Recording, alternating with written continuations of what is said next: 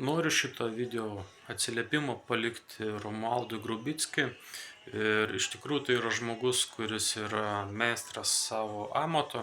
Ir iš tikrųjų pastebėjau, kad kai kada aš pats sau draudžiu per daug šypsotis, nes viduj yra tokia mintis, tokia programa, kad per daug šypsotis ir juoktis yra blogai.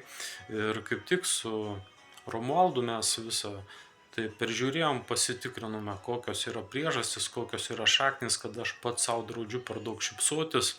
Ir iš tikrųjų net darbo su juo metu aš pajutau, kaip staiga atsipalaiduoja mano pečiai, kaip atsipalaiduoja mano veido raumenys ir aš pradedu pats sau leisti daugiau šypsotis.